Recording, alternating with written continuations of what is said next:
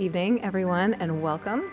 I'm Michelle DiMarzo, the Curator of Education and Academic Engagement here at the Fairfield University Art Museum, and it is my pleasure to welcome you to the second in our lecture series for the exhibition Out of the Kress Vaults, Women in Sacred Renaissance Painting.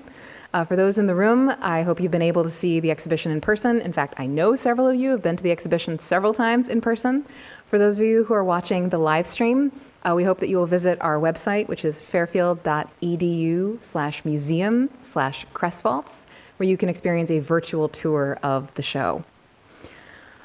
If you have been to the show, whether in person or virtually, you will probably know that there are many depictions of the Virgin Mary down there, just as there are many depictions of the Virgin Mary in any museum or gallery that focuses on 15th and 16th century European art. In fact, I just had a student who was visiting with a class of Hebrew scripture students who asked me after looking at the show if I thought the Metropolitan Museum of Art would have any more paintings like that with Mary. And I thought, oh, you will have more than you could have ever dreamed. But the question is, why is that? Like, why Mary? And our speaker tonight is going to consider that question and explore the special position that the Virgin Mary occupied in this time period, the 15th and 16th centuries that we commonly call the Renaissance. Our speaker this evening is Dr. Kim Butler Wingfield, Associate Professor of Art History at American University in Washington, D.C., a specialist in Italian Renaissance and Baroque art. Her research focuses on early modern art in the context of Italian humanism, gender, and theology. She earned her PhD from Johns Hopkins with a dissertation entitled Full of Grace, Raphael's Madonnas and the Rhetoric of Devotion. Her dissertation has become a book project that's currently under review with the fabulous title, From Poetry to Thievery, Raphael's Madonnas. And in addition to publishing numerous articles on Raphael and other high Renaissance artists, she's currently working on an article on painted tondi in Renaissance Florence. And since our show includes a number of those types of work, which means round format painting and sculpture, that was one of the reasons that I initially reached out to her to see if she would be interested in coming to give a talk related to the exhibition. So we are delighted that she was able to join us here tonight from Washington. And please join me in welcoming Dr. Butler.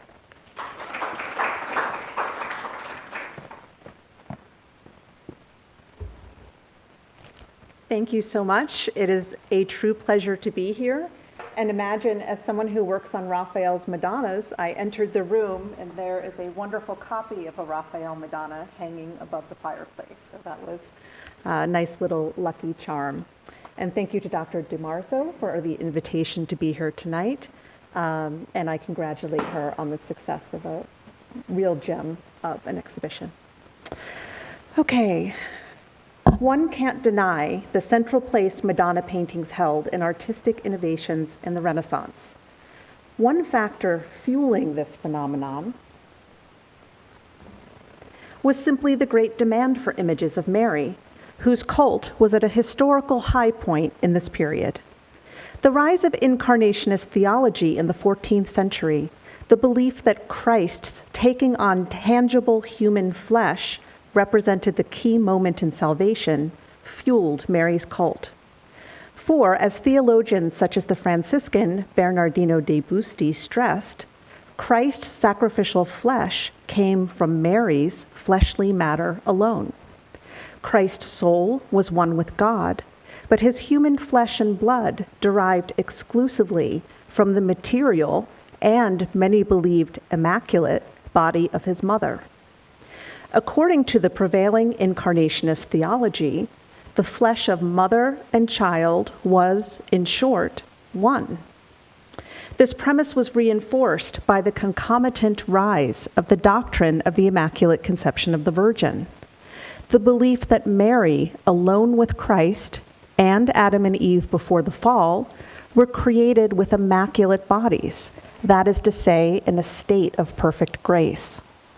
Doctrinal disputes between Franciscans and Dominicans notwithstanding, since the dispute centered on a minor point of temporality, when Mary's body became immaculate, at conception, birth, or later, belief in the Virgin's requisite corporeal immaculacy in order to bear the immaculate child was widespread.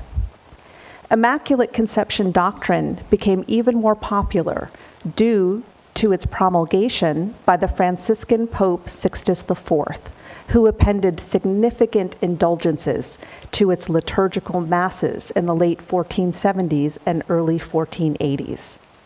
These doctrines of Marian flesh, as I term them informally, resulted in Renaissance paintings that consistently contain the child's fleshy little body within his mother's larger encompassing one.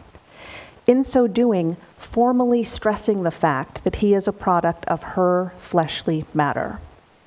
Though strictures of decorum meant Mary's body was conventionally swathed in drapery, bodily positioning of the child made the point well enough, while the lushly modeled textiles offered a striking contrast, highlighting the glowing ivory tones of Christ's infant flesh, as we see in the Giovanni Bellini follower and Lorenzo di Credi paintings shown here on the left and the middle, both of which are in the exhibition.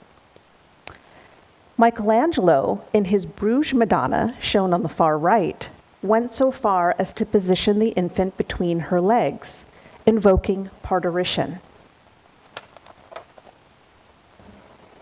Madonna Lactan's breastfeeding Madonna images also underscored this premise in crucial ways. Renaissance pseudoscience debated the role women held in conception and pregnancy. Many followed Galenic thought that mothers were mere incubators for male seed, which at any rate did not apply to Mary, since male seed was not a factor. When it came to lactation, however, it was widely believed, if I'm not mistaken, universally believed, that mother's milk was in fact her menstrual blood, flowing through a special channel from her uterus to her breasts. Thought to be purified by heat in a special process of concoction, breast milk was understood to shape the child in the mother's own image, by means of said child's imbibing her generative, purified blood and pneuma, or spirit. As is noted in the exhibition, Madonna Lactan's images largely fell out of favor in the 16th century. In part, scholars think, because decorum became more challenging in the face of increasingly veristic art.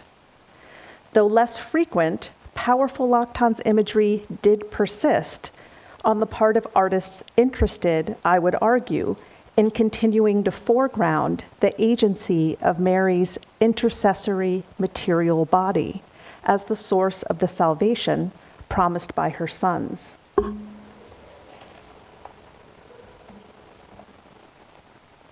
Mary was singular in her privileged ability to simultaneously view and touch Christ's flesh, a point often stressed in Renaissance pictures.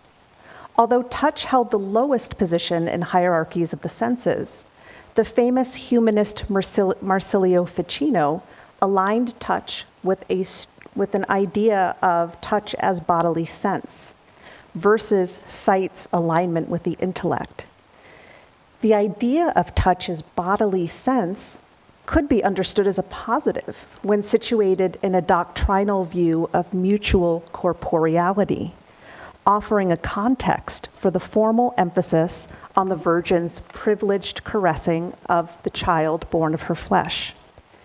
We see this stressed, for example, in the Pietro dei Inganati painting exhibited on the left, in which Mary delicately caresses the child's shoulder and belly while holding one of his little hands, and in the Bernardino Zaganelli da Cotignola painting exhibit, also in the exhibition shown on the right, in which Mary meditatively caresses his belly with her right hand while holding his tiny foot with her left. And I wrote this before I read Dr. DiMarzo's observation that the size of the painting on the right suggests that it was handled by the viewer who owned it. So the idea of tactility and handling and touching the painting is tied to the kinds of tactility we see in the painting. The motif of touch was also implicated in the doctrine of Christ's palpable flesh, established by the Latin church father Gregory the Great, which was later reiterated by Aquinas. The palpability of Christ's flesh, verifiable by touch as well as sight, confirmed his true humanity to those who doubted the fully human nature of Christ's material body. Scholars have noted public access to the Eucharist was institutionally limited in the Renaissance and occasioned at best only through glimpses. And although they had more direct access through sight, even priests did not handle the Eucharistic host directly, but with veils and gloves. In an interesting intersection, elite parents typically had little in the way of direct access to their infants' bodies either. The babies were either absent due to extra household wet nursing or swaddled head to toe and handled primarily by hired caretakers. Yet many women had their, quote, maternal imagination, to use a wonderful term that Jackie Musacchio has introduced into the literature. Many women had their maternal imaginations stimulated from a young age. Madonna paintings would have inculcated girls and women with social norms specific to their gender, while offering pregnant women ideally beautiful forms with the desired goal of engendering similarly beautiful offspring, above all, baby boys in a patriarchal lineage. With moral virtue and prospective maternity comprising their key attributes in Renaissance society, devices like holy dolls given to young girls to fondle, and Madonna paintings featuring such affectionate motifs of touch like these on display in households were used to foster women and girls' maternal and pious behavior. Appeal to the senses was reinforced by the kind of tactility on display, focused on Christ's uniquely available body to Mary in Renaissance Madonnas. The thematic importance of the flesh is underscored by the typical placement of the nude Christ child in the center foreground of the composition. The stress on the child's bare flesh highlights his incarnate nature, as does his veristically childish interaction with his mother. Ideal maternity is also represented by the nurturing and providing of moral instruction to the children that we see in a number of these paintings. In the Renaissance period, children typically remained under their mother's care through toddlerhood. She was the agent of moral virtue until the child grew older and received higher order instruction directed by his father. Thus, Mary is at times depicted actively teaching her children while referring to devotional texts, such as in Botticelli's Madonna of the Book on the left, and the Michelangelo followers' Madonna and Child with St. John on the right. Such images also reflect Pope Sixtus IV's insistence that Mary was doctissima, most learned. The Madonna also served as the ideal vehicle for displaying the perfect consonance of virtue and beauty expected of Renaissance women. In light of the Renaissance preoccupation with ideal beauty, a singular characteristic of humanism, the pre-Tridentine Madonna painting arguably represented a singular vehicle for artistic invention. There existed no canonical description of Mary's appearance before Trent. When the 14th century Greek author Nicephorus Callistus's description was translated into Latin in 1555 and disseminated, becoming authoritative. Until then, Augustine's assertion that her face was unknown, quote, neque enim novimus faciam virginis Mariae, for we did not know her face, resulted in representations of the Virgin's form that were open to inscription by local cultural tastes. In central Italy, from the 14th through early 16th centuries, female beauty was informed by the lyric form made famous by the medieval poet Petrarch. Blonde hair, dark eyes, and fair skin flushed with rose. Bernardino de Busti, the Franciscan theologian introduced at the outset, a favorite of Pope Sixtus IV, reviewed the various arguments for Mary's complexion. Was she dark-haired, red-haired, or blonde? And concluded, quote, "I prefer to follow the poets who made Mary blonde." End quote. That was his only rationale. Deploying ideal Petrarchan beauty, whether in secular or sacred images of women, signaled the identity of the artist as poetic inventor, for elite patrons familiar with Horace's ut pictura poesis axiom, as in poetry, so in painting. It was also consonant with sacred poetry, including that of Dante and Petrarch, which exalted Mary as the most beautiful queen of heaven, and the female beloved's beauty as akin to the golden sun illuminating a meadow. The formal and conceptual aesthetic informing poetic Madonnas, like Raphael's Madonna of the Meadow shown here, is linked to the tender figural interaction in the familial group, as Mary caresses Christ and calmly guides him to accept the symbol of his future sacrifice in a serene pastoral setting. The painting well represents the core theme of humanity, or humanità, reflected in the firm grounding on the terrestrial plane in setting and sentiment, as well as in the strong evocation of the Christ child's bare flesh. This represented the intersection of the stress on Christ's fully human flesh in an incarnationist sense, as we've seen, with the humanist Platonic ideal of humanitas, the belief in the viewer's ennobling spiritual and intellectual elevation upon contemplating ideal beauty. Of course, fundamentally, the Holy Family's ideal beauty is designed to play a central role in prompting the viewer to loving meditative prayer. Renaissance Madonnas typically were sufficiently open-ended to serve as a template that supported multiple devotions, from Marian-centered devotions to prayers set at liturgical hours, and Corpus Domini devotions more specific to the body of Christ. The deceptively simple Renaissance Madonna was multifaceted in its devotional and domestic reach. Then let's turn to the tondo. I was asked to devote some time to the tondo, or circular format, of which there are several wonderful examples here in the exhibition. In so doing, I will address a range of significations engendered by the round format. First, its geometric and technical perfection. Second, its devotional mirror symbolism. Third, theophany in the context of prescriptions for dying well. And four, the theology of grace itself.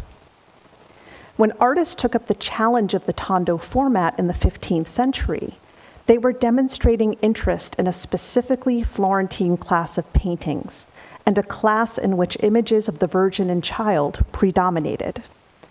The emergence of the Florentine painted tondo is undoubtedly connected to the importance attached to the form itself. The circle was privileged in humanist circles, excuse the metaphor, as the geometric epitome of perfect proportion praised by ancient authors. Plato famously wrote, quote, "In the realm of forms, where there is true knowledge, is the perfect circle," end quote. Thus embedding the circle in cosmological discourses on the divine. Sometimes tondi, plural of tondo, were inserted into square frames, reinforcing the point about ideal geometry as a symbol of divinity. This framing device can be seen, for example, in the Conestabile Madonna by Raphael on the right, and in Bernardo Fungi's Madonna and Child with Saints, which is in the exhibition, shown here on the left. The mastery of the tondo form also implied a challenge to the viewer to discern the formidable technical skills tondi compositions required. Giorgio Vasari, the 16th century biographer of Italian artists, recounted Giotto's sharp rejoinder to a patron's demand he produce a work at once. The artist's immediate rendering of a perfect circle without the use of a measuring device became a famous exemplar of artistic confidence and technical mastery. It was technically difficult to design a composition balanced in a circular field. Raphael's Madonna of the Chair, on the left, has been reified as a classically ideal painting, renowned for its mastered effects of ease and perfect proportion. But closer scrutiny reveals the artificial design of Mary's propped legs, simultaneously bolstering the child, balancing the composition, and reinforcing the circular rhythm of the frame. Michelangelo's unfinished Pittitondo, a wonderful cast of which is featured in the exhibition and shown on the right, employs a similar device of a receding infant John the Baptist in the background on one side to balance the composition. The sculptor seems to have been trying to engender more stability due to the precarious balance between Mary's dominant form, seated on the stone, signifying her identity as ecclesia, the church itself, and the incarnate infant Christ's necessarily smaller form, as he leans physically on the book to prompt the devout viewer's recognition of his status as the Word made flesh by means of his mother. One can see how careful the follower of Piero di Cosimo, who painted the Tondo shown, also included in the exhibition, was to design a strictly balanced composition with equal window views flanking the emphatically central Madonna, establishing a solid vertical axis. Fundamentally, tondi were intended to stimulate devotional prayer, usually, but not always, in a domestic setting. As with all Holy Family images, they served as exemplars for pious and virtuous behavior. But tondi may have held a special significance due to the round shape, resembling a mirror. The metaphor of a mirror was frequently invoked in the context of exemplary piety. For example, Cardinal Domenici, in his influential 15th century treatise on the rules governing familial care, wrote, quote, "The first rule is to have pictures of saintly children. It is well to have the Virgin Mary with the child in arms, with a little bird or apple in his hand, and so on. So let the child see himself mirrored in the Holy Baptist clothed in camel skin. In the first mirror, let our children be reflected as they open their eyes. I advise you to have paintings made in the house for this purpose," end quote. The idea of the tondo functioning as a devotional mirror would have been reinforced by the fact that the ideal virtues of holy figures, especially Christ and the Virgin, were frequently described with mirror terminology in devotional texts. From exegetes from Augustine to Dante invoked mirrors in relation to God and Mary.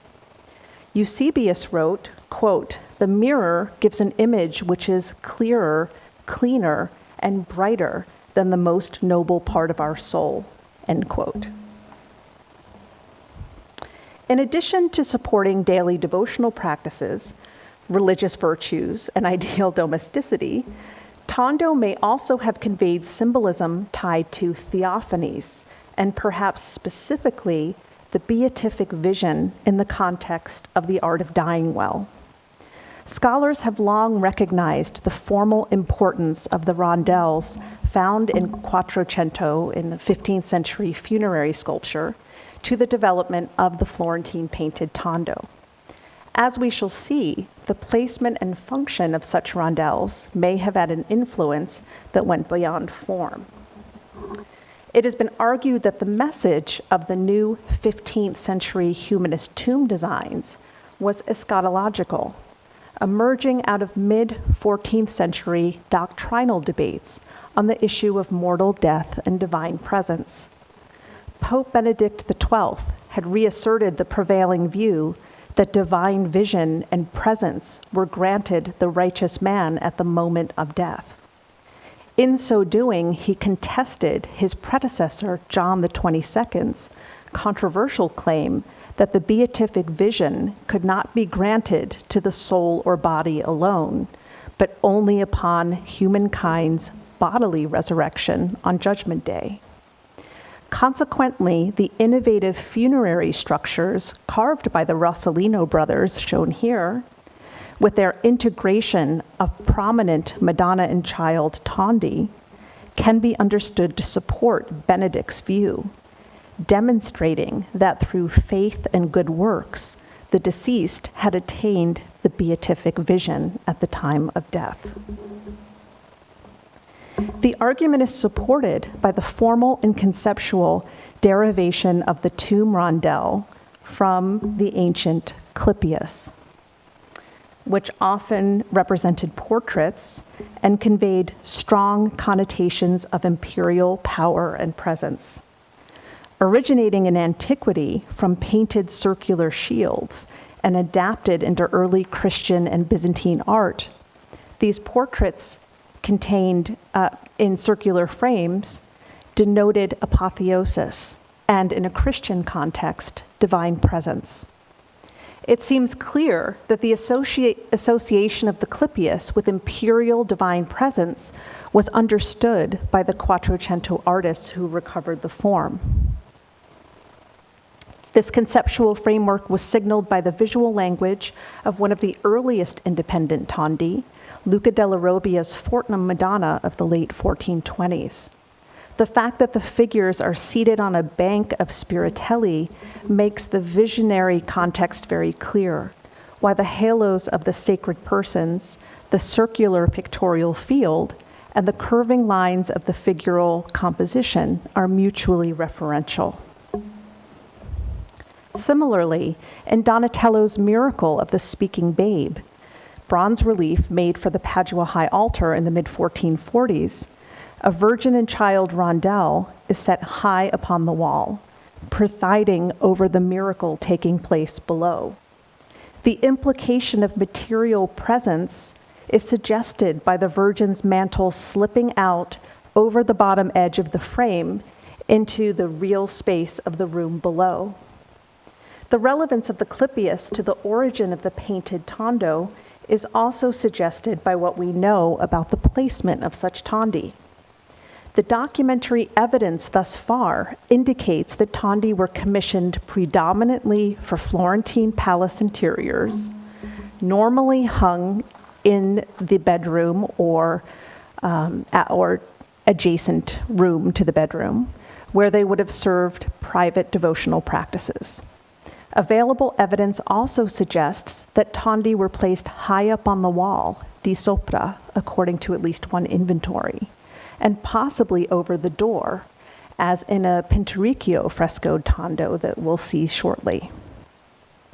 Tondi may also have been set in the ceiling, as is documented in the account book of Marco del Buono and Apollonio di Giovanni, who were commissioned to paint one for the ceiling of the Rucellai Palace Loggia designed by Alberti. It has also been suggested that circular moldings set in the ceiling of the camera of the Pandolfini Palace, designed by Raphael in the mid-15 teens, was intended to hold a painted tondo. Clypeus images in a visionary context with high placement were regularly adopted by painters in narrative compositions. A striking example can be seen in the St. Francis fresco cycle in the Upper Church of Assisi.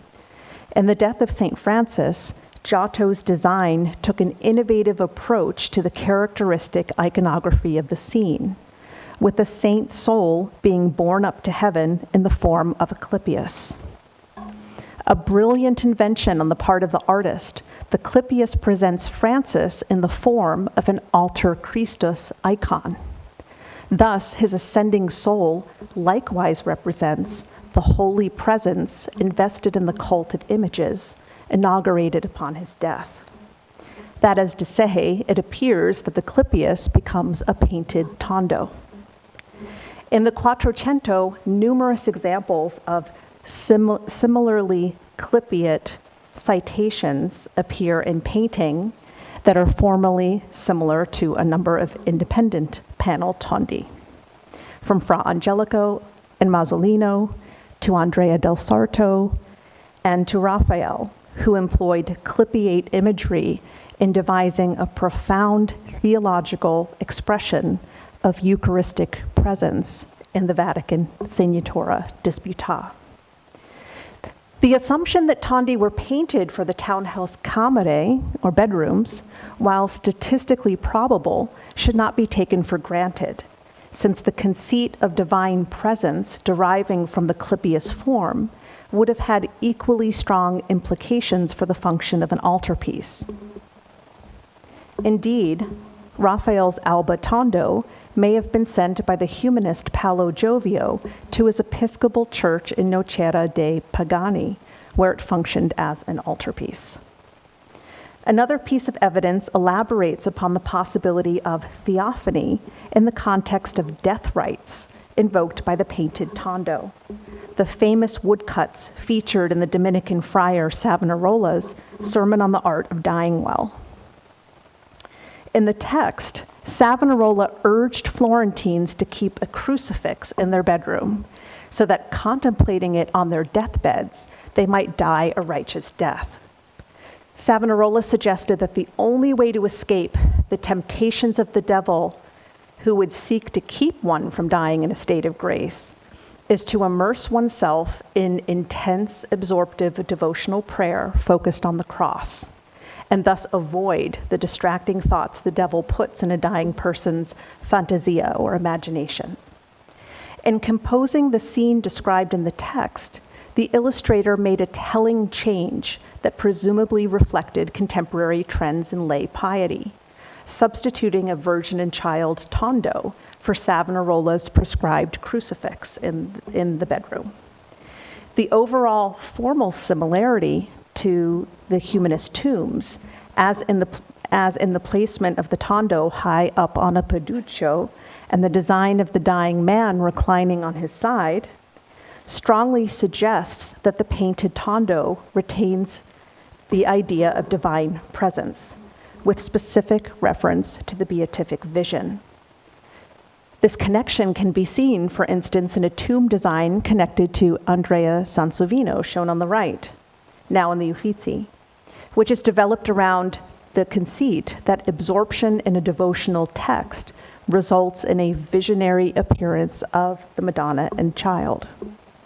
That this conceit is expressly invoked in the printed edition of Savonarola's Sermon on the Art of Dying Well is confirmed in the next woodcut, in which the painted tondo, through the strength of the dying man's focused prayer, becomes the clipiate beatific vision, as the Virgin appears in splendor with angels to receive the dead man's soul.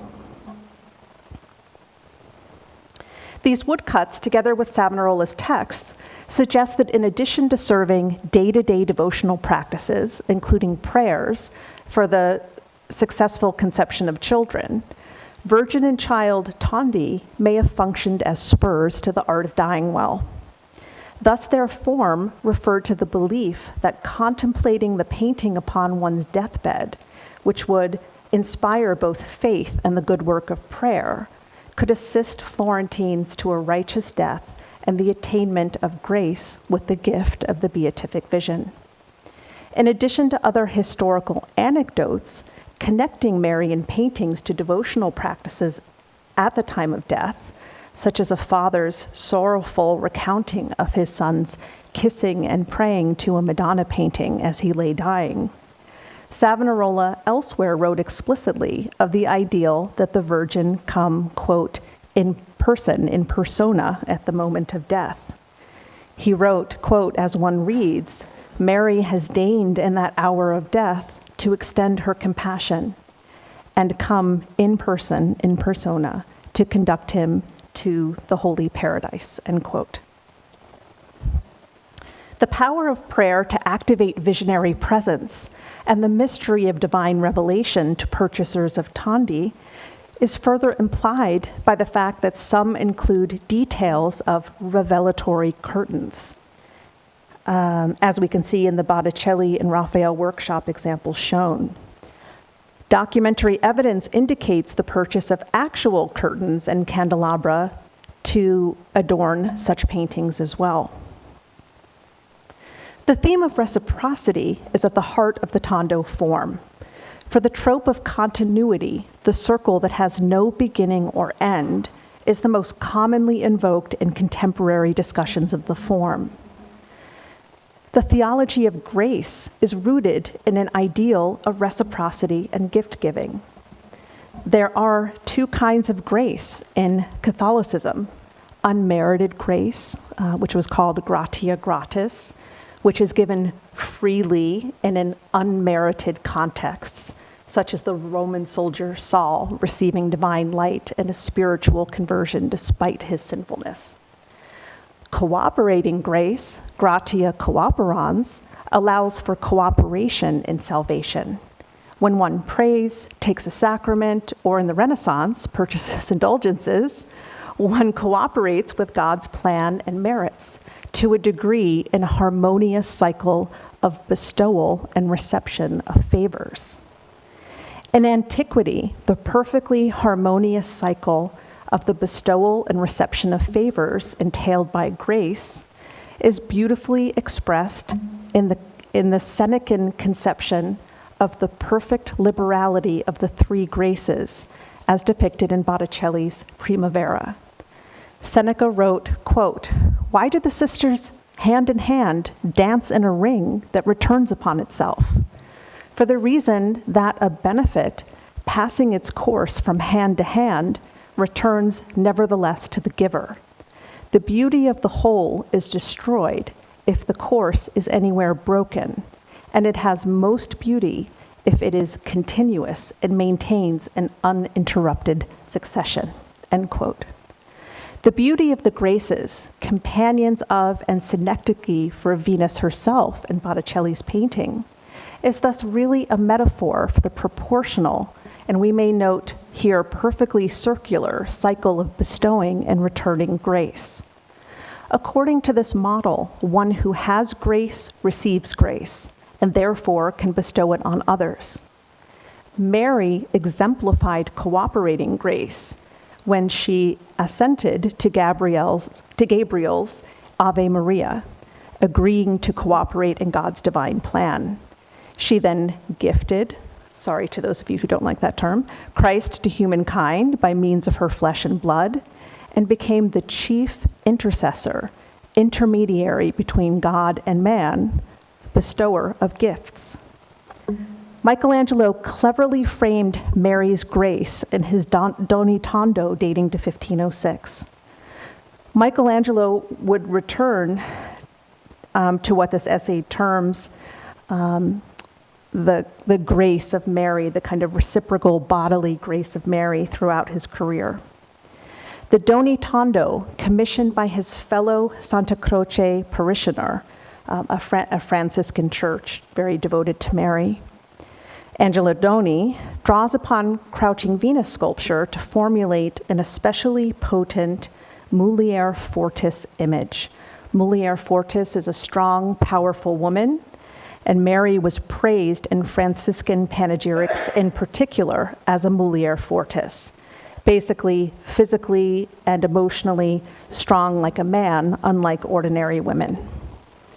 Notwithstanding the addition of a virile Joseph to the figural ensemble, it is impossible to deny Mary's primacy and agency in the generation of her son in this picture. The presence of Joseph, whose cult was likewise heavily promoted by the Franciscans, may have been designed in part to flatter the patron's patriarchal rule as guardian of the family. Yet his position and physical contact with the infant Christ are subjugated to Mary's. Maternal and infant hands are firmly attached to each other's bodies. The viewer is prompted to trace the circuit directed up from her powerful arms and rapt gaze around to his mutually absorbed glance and arms pointing back down to clutch her hair.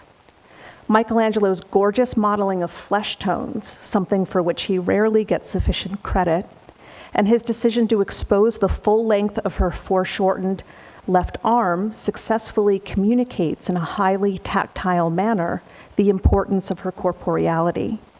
The unconventional detail, and I should say highly unconventional detail, of her sleeve falling back and allowing a glimpse of the flesh of her upper torso accentuates this point, reinforcing the seamless union of mother and child's bodies. The patron's name, Doni, means give. The patron's name surely motivated his complex portrayal of Jesus being passed like a gift between Joseph and Mary. The lack of clarity regarding giver and recipient is surely intentional. The Holy Family embodies the circuit of cooperating grace, the endless devotional and spiritual cycle of gift giving, representing divine grace itself, which is especially represented by Mary and reinforced by the symbolism of the Renaissance tondo. Thank you.